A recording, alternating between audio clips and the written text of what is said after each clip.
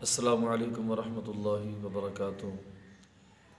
کافی سارے دوستوں کے میسیج آئے، خصوصاً سربراہان کے جو میسیج ہیں نا وہ زیادہ آئے گھر والوں کے، کہ بچوں کے رشتوں کے حوالے سے جو ہے نا کافی زیادہ پریشانی، خاص کر میری جو بہنیں ہیں ان کے، تو ان کے لیے وظیفہ ہے بہترین۔ سب سے پہلے تو والد صاحب کو چاہیے کہ روزانہ سورۃ رحمان جو ہے اس کو 3 مرتبہ پڑھنا ہے روزانہ، کیونکہ نبی پاک صلی اللہ تعالیٰ علیہ وآلہ وسلم نے سورۃ الرحمن کو قرآن کی دھلن کہا ہے۔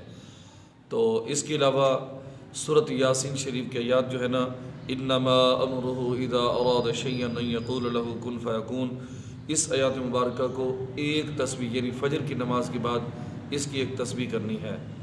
اس کے علاوہ چلتے پھرتے فَإِنَّ مَعَ الْعُسْرِ يُسْرًا، إِنَّ مَعَ الْعُسْرِ يُسْرًا، اس کا ورد کرنا ہے کثرت کے ساتھ۔